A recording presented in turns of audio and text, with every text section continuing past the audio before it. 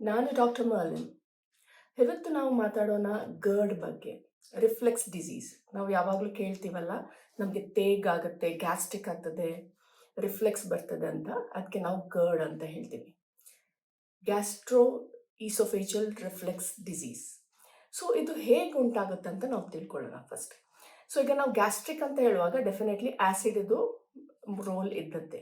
Okay, so will go one by one.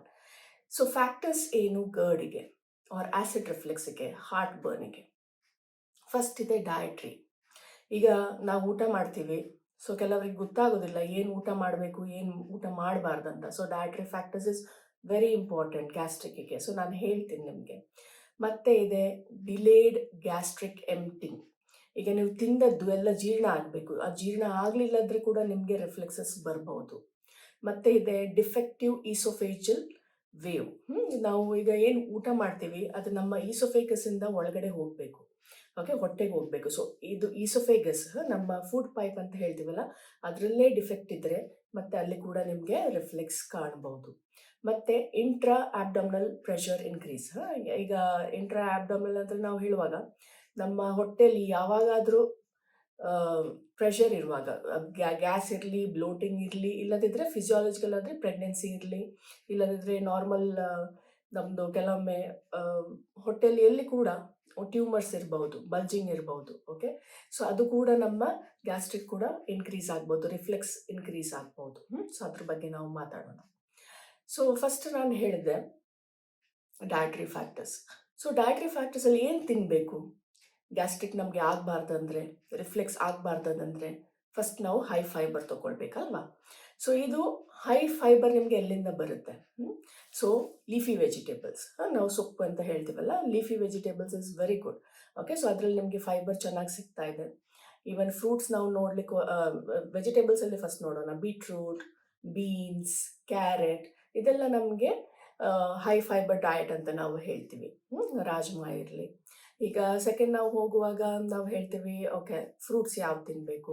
Banana, melons, okay, ಮತ್ತು mango. ಈಗ mango seasons ಇರುವಾಗ, so ಇದೆಲ್ಲ ನಿಮಗೆ ಹೈ ಫೈಬರ್ ಫುಡ್. ಸೊ ಇದು ನಿಮಗೆ ಗ್ಯಾಸ್ಟ್ರಿಕ್ ನಮ್ಮ ರಿಫ್ಲೆಕ್ಸ್ ಅವಾಯ್ಡ್ ಮಾಡುತ್ತೆ. ಖಾಲಿ ಹೊಟ್ಟೆಯಲ್ಲಿ ತಿನ್ನೋದಲ್ಲ, ಸ್ವಲ್ಪ ಬ್ರೇಕ್ಫಾಸ್ಟ್ ಆದಮೇಲೆ 1 ಅವರ್ ಆದಮೇಲೆ ನೀವು ಫ್ರೂಟ್ಸ್ ತಿನ್ಬೋದು. ಖಾಲಿ ಹೊಟ್ಟೆಗೆ ಫ್ರೂಟ್ಸ್ ತಿನ್ನೋದು ಬೇಡ, ಆ್ಯಸಿಡಿಕ್ ಜಾಸ್ತಿ ಇದ್ದವರಿಗೆ. ನಾರ್ಮಲ್ನವರಿಗೆ ನೋ ಪ್ರಾಬ್ಲಮ್. ಓಕೆ, ಮತ್ತು ಲೀನ್ ಫುಡ್ ಅಂದರೆ ನಾವು ಈಗ ನಾನ್ ವೆಜ್ ತಿನ್ಬಹುದಾ ಗ್ಯಾಸ್ಟ್ರಿಕ್ ಇದ್ದವರಿಗೆ? ಎಲ್ಲರೂ ಅದೇ ಒಂದು ಪ್ರಶ್ನೆ ಕೇಳ್ತಾರೆ. ಓಕೆ, ನಾವು ನಾನ್ ವೆಜ್ ತಿನ್ನಬೇಕಾ ಬೇಡವಾ ಅಂತ. ಸೊ ನಾನ್ ವೆಜ್ ತಿನ್ಬೋದು, specially chicken, lean white meat ಅಂತ ಹೇಳ್ತೀವಲ್ಲ, ಅದು ತೊಗೊಳ್ಬೋದು. ಫಿಶಸ್ ತೊಗೊಳ್ಬೋದು.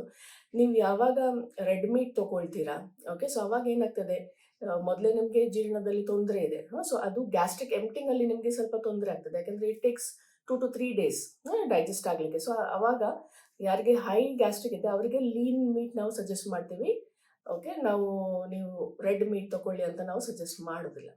ಮತ್ತು ಪ್ರೋಬಯೋಟಿಕ್ಸ್, ಕರ್ಡ್ಸ್, ಎಲ್ಲರಿಗೂ ಗೊತ್ತಿದೆ. ಗ್ಯಾಸ್ಟ್ರಿಕ್ ಇದ್ದರೆ ಚೆನ್ನಾಗೆ ನಾವು ಯೋಗರ್ಟ್ ತೊಗೊಳ್ಬೇಕು, ಮೊಸರು ತಿನ್ನಬೇಕು, ಮೊಸರನ್ನ ಮಾಡಬೇಕು. Yes, correct. ಮತ್ತು ನೀವು ಗ್ರೀನ್ ಟೀ ತೊಗೊಳ್ಬೇಕು. ಸೊ ಅದು ಸಹ ನಿಮ್ಮ ರಿಫ್ಲೆಕ್ಸಿಗೆ ನಿಮಗೆ ಹೆಲ್ಪ್ ಆಗುತ್ತೆ. ಪದೇ ಪದೇ ನಿಮಗೆ ತೇಗ್ ಬರೋದು ಅದೆಲ್ಲ ಹೆಲ್ಪ್ ಆಗ್ತದೆ. ಏನು ತಿನ್ನಬಾರ್ದು ಗ್ಯಾಸ್ಟ್ರಿಕ್ ಇದ್ದವ್ರೆ? ಆ್ಯಸಿಡಿಕ್ ಫುಡ್ ತಿನ್ನಬಾರ್ದು. ಟೊಮೆಟೊ, ಆರೆಂಜಸ್ ಖಾಲಿ ಹೊಟ್ಟೆಗೆ ತಿನ್ನಬಾರ್ದು. ಅವರಿಗೆ ಮೊದಲೇ ಆ್ಯಸಿಡ್ ರಿಫ್ಲೆಕ್ಸ್ ಇದೆ. ಪ್ರೊಸೆಸ್ಡ್ ಕ್ಯಾಂಡ್ ಫುಡ್, ಈಗ ಎಲ್ಲ ಪ್ರೊಸೆಸ್ಡ್ ಟಿನ್ ಫುಡ್ ಬರುತ್ತೆ. ಸೊ ಯಾರಿಗೆ ಗ್ಯಾಸ್ಟ್ರಿಕ್ ಇದ್ದು ತೊಂದರೆ ಇದೆ, ಅದರಲ್ಲಿ ಹೈ ಸಾಲ್ಟ್ ಕಂಟೆಂಟ್ ಕೂಡ ಇರುತ್ತೆ. ಸೊ ಅವರಿಗೆ ತೊಂದರೆ ಆಗ್ತದೆ. ಸೊ ಅಂಥವರಿಗೆ ಸ್ವಲ್ಪ ನಾವು ಕ್ಯಾಂಡ್ ಫುಡ್ ಅವಾಯ್ಡ್ ಮಾಡಿ ಫ್ರೆಶ್ ಫುಡೇ ತೊಗೊಳ್ಳಿ ಅಂತ ನಾವು ಹೇಳ್ತೀವಿ. ಮತ್ತು ಆಯಿಲಿ ಫುಡ್, ಅವರಿಗೆ ಮೊದಲೇ ಡೈಜೆಷನ್ ಆಗೋದಿಲ್ಲ. ಸೊ ಅವರು oily food, fatty food avoid ಮಾಡಬೇಕು. ಸ್ಪೆಷಲಿ ಈವನ್ ಯಾರು ಕುಡಿತಾರೆ, ಓಕೆ, ಸೊ ನಾವು ಆಲ್ಕೋಹಾಲ್ ಮತ್ತು ಕೆಫಿನ್ ಕೂಡ ಅವಾಯ್ಡ್ ಮಾಡಿ ಅಂತ ಹೇಳ್ತೀವಿ ತುಂಬ ಗ್ಯಾಸ್ಟ್ರಿಕ್ ಇದ್ದವರಿಗೆ. ಸೊ ಇದು ಆಯಿತು ಡಯಟ್ರಿ ಫ್ಯಾಕ್ಟರ್ಸ್. ಈಗ ನಾನು ಹೇಳಿದೆ ಈಸೋಫೇಗಸ್ ಅಂತ ಹೇಳ್ದೆ ಅಲ್ಲ, ಡಿಫೆಕ್ಟಿವ್ ಈಸೋಫೇಗಲ್ ಎಂಪ್ಟಿಂಗ್ ಅಂತ. ಸೊ ಇದು ನಾವು ನೋಡಿದರೆ, ಒಂದು ಚಿತ್ರ ನೋಡಿದರೆ, okay, so this is our oesophagus. Okay, oesophagus ಅಂದರೆ ನಮ್ಮ ಫುಡ್ ಪೈಪ್, ಇದು ನಮ್ಮದು ಹೊಟ್ಟೆ, stomach. And this is one muscle called as diaphragm. ಇದು ವೆರಿ ಇಂಪಾರ್ಟೆಂಟ್. ಯಾಕಂದರೆ ಕೆಲವರಿಗೆ ಬರ್ಬ್ಸ್ ಬರುತ್ತೆ, ಫ್ರೆನಿಕ್ ನರ್ವ್ಸಲ್ಲಿ ಡಿಸ್ಟರ್ಬೆನ್ಸ್ ಇದ್ದರೆ diaphragm also is very important for the stomach. ಅದರಲ್ಲಿ ನಿಮಗೆ ಎಲ್ಲಿ ನೋವು ಆಗ್ತದೆ ಅಂತ ಹೇಳ್ತೀರಿ, ಏನೋ ಆಗ್ತದೆ ಅಂತ ಹೇಳ್ತೀರಿ. So that is the diaphragm muscle. So ಈಗ ನಾವೇನು ಊಟ ಮಾಡ್ತೇವೆ ಅದು ಈಸೋಫೇಗಸ್ ಫುಡ್ ಪೈಪಿಂದನೇ ಅದು ಹೊಟ್ಟೆಗೆ ಹೋಗಬೇಕು. ಈಗ ನಮ್ಮ ಫುಡ್ ಪೈಪೇ ವೀಕ್ ಇದ್ರೆ, ವೇವ್ಸ್ ಆಗ್ತಾ ಇಲ್ಲದ್ರೆ ನೀವೇನು ತಿಂತೀವ ಇಲ್ಲಿ ಸ್ಟಕ್ ಆಗ್ತದೆ. ನಾವು ಕೆಲವರು ಈಗ ಹೇಳ್ತಾರಲ್ಲ, ತಿಂದದ್ದು ಇಲ್ಲೇ ನಿಂತಿದೆ ಡಾಕ್ಟರ್, ಹೋಗ್ತಾ ಇಲ್ಲ ಕೆಳಗಡೆ. ಎಸ್, ಅದು ನಿಜ. ಸೊ ಯಾಕಂದ್ರೆ ಇಲ್ಲಿ ಪೆರಿಸ್ಟಾಲ್ಸಿಸ್ ನಿಮ್ದು ಸರಿ ಆಗ್ತಾ ಇಲ್ಲ, ವೇವ್ ಮೂವ್ಮೆಂಟ್ ಸರಿ ಆಗ್ತಾ ಇಲ್ಲ. ಸೊ ನೀವು ತಿಂದದ್ದು ಇಲ್ಲೇ ಸ್ಟಕ್ ಆಗುದು, ನಿಧಾನವಾಗಿ ಹೋಗ್ತದೆ. ಸೊ ಅದು ಕೂಡ ಒಂದು ರಿಫ್ಲೆಕ್ಸಿಗೆ ಕಾರಣ. ಈಗ ಕೆಲವರು ಹೇಳ್ತಾರೆ ಇಲ್ಲೇ ಸ್ಟಕ್ ಆಗಿದೆ, ಹೋಗ್ತಾ ಇಲ್ಲ. ಎಸ್. ಸೊ ಅವಾಗ ಏನು ಮಾಡಬೇಕು? ಫಸ್ಟ್ ಅವರಿಗೆ ನಾವು ಕೇಳಬೇಕು, ನಿಮ್ಮ ಮೌತಲ್ಲಿ ಕೂಡ. ಯಾಕಂದ್ರೆ ಈಗ ನಾವು ಊಟ ಮಾಡುವಾಗ ಫಸ್ಟ್ ನಾವು ಜಗಿತೀವಿ, we have to by 32 times ಅಲ್ಲ, ಒಂದು ಬೋಲಸ್ ಫಾರ್ಮ್ ಮಾಡಬೇಕಾದ್ರೆ. ಸೊ ಸಲೈವೇಷನ್ ಕೂಡ ಚೆನ್ನಾಗಾಗಬೇಕು, ನಿಮ್ಮ ಸಲೈವ ಕೂಡ ಸರಿ ಇದೆ ಅಂತ ಕೇಳಬೇಕು. It's very important. ಕೆಲವರಿಗೆ ತುಂಬ ಡ್ರೈನೆಸ್ ಇರ್ತದೆ ಮೌತಲ್ಲಿ, ಸಲೈವ ಸರಿಯಾಗಿ ಸೆಕ್ರೆಟ್ ಆಗ್ತಾ ಇಲ್ಲ. ಅವರಿಗೆ ಕೆಲವರು ತಂಬಾಕು ಇರ್ತಾರೆ, ಸ್ಮೋಕಿಂಗ್ ಇರ್ತಾರೆ, ಅವರಿಗೆ ತುಂಬ ಡ್ರೈ ಇರ್ತದೆ. ಸೊ ಅವಾಗ ಏನಾಗ್ತದೆ, ಬೋಲಸೇ ಫಾರ್ಮ್ ಆಗ್ತಾ ಇಲ್ಲ, ಲೂಬ್ರಿಕೇಶನ್ ಆಗಬೇಕಲ್ಲ. ಸೊ ಅದು ಸರಿ ಇದ್ರೆ ನಿಧಾನವಾಗಿ ಚೆನ್ನಾಗಿ ಹೋಗ್ತದೆ. ಸೊ ಅದು ಕೂಡ ನಾವು ಕೇಳಬೇಕಾಗ್ತದೆ ಡಿಫೆಕ್ಟಿವ್ ಈಸೋಫೆಗಲ್ ಡಿಸೀಸಸ್ ಅಲ್ಲಿ. ಸೊ ನೆಕ್ಸ್ಟ್ ಇದೆ ಹಯಾಟಸ್ ಅರ್ನಿಯಾ. ಈಗ ಇದು ನಮ್ಮ ಫುಡ್ ಪೈಪ್, ಇದು ಇರೋದು ನಮ್ಮ ಹೊಟ್ಟೆ, ಇದು ಇರೋದು ಡಯಾಫ್ರಮ್. ಸೊ ಈ ಹೊಟ್ಟೆದು ಭಾಗ, ಮೇಲೆದು ಹೊಟ್ಟೆದು ಭಾಗ ಪ್ಲಸ್ ಇದು ಒಂದು ಸ್ಪಿಂಕ್ಟರ್ ಅಂತ ಇದೆ, ಒಂದು ಟೈಟ್ ಆಗಿ ಇಡುದು. ಸೊ ಇದು ಭಾಗ ಇಲ್ಲಿ ಬರುವಾಗ, okay, the upper part of the stomach when it's protrude in the diaphragm. Okay, so ನಮ್ಮ ಹೊಟ್ಟೆದು ಭಾಗ ಈ ತೂತಿಂದ ಮೇಲೆ ಬರುವಾಗ, okay, when it is protruding the diaphragm, this is called as hiatus hernia. ಈಗ ನಾವು ತುಂಬ ಸತಿ ನಾವು ಎಂಡೋಸ್ಕೋಪಿ ಮಾಡುವಾಗ ಗ್ಯಾಸ್ಟ್ರಿಕ್ ಇದ್ದವರಿಗೆ ಹಯಾಟಸ್ ಹರ್ನಿಯಾ ಅಂತ ಬರ್ತದೆ. ಸೊ ಅವರಿಗೆ ಏನಂತ ಗೊತ್ತಿಲ್ಲ, ಹರ್ನಿ ಅಂತ ಗೊತ್ತಿದೆ, ಬಟ್ ಹಯಾಟಿಸ್ ಹರ್ನಿ ಏನಂತ ಗೊತ್ತಾಗೋದಿಲ್ಲ. ನಮ್ಮ ಹೊಟ್ಟೆದು ಮೇಲೆ ಭಾಗ ಯಾವಾಗ ಅದು ಮೇಲೆ ಡಯಾಫ್ರಮ್ಗಿಂತ ಮೇಲೆ ಹೋಗ್ತದೆ, ಸೊ ಅಲ್ಲಿ ಒಂದು ಬ್ಯಾಗ್ ಲೈಕ್ ಸ್ಟ್ರಕ್ಚರ್ ಫಾರ್ಮ್ ಆಗ್ತದೆ, ಇಲ್ಲಿ ಒಂದು ಬ್ಯಾಗ್ ಸ್ಟ್ರಕ್ಚರ್. ಓಕೆ, ಸೊ ಇಲ್ಲಿ ಏನಾಗ್ತದೆ, ಆಸಿಡ್ ರಿಫ್ಲೆಕ್ಸ್, ನಿಮ್ಮ ಏನು ತೇಗೆಲ್ಲ ಇದೆ, ಆಸಿಡ್ ಸರಿಯಾಗಿ ಸೆಕ್ರೇಟ್ ಆಗಲಿಲ್ಲ, ಅಲ್ಲಿ ಉಳಿತದೆ. ಸೊ ನಿಮಗೆ ಯಾವಾಗ ತೇಗ್ ಬರೋದು, ಉರಿ ಆಗೋದು, ನೋವು ಆಗೋದು ಚೆಸ್ಟಲ್ಲಿ. Okay, this is because of hiatus hernia. Okay, ಮತ್ತೆ ಇದೆ ನಾನು ಹೇಳಿದೆ ಇಂಟ್ರಾ ಆಬ್ಡಮಿನಲ್ ಪ್ರೆಷರ್ ಇನ್ಕ್ರೀಸ್.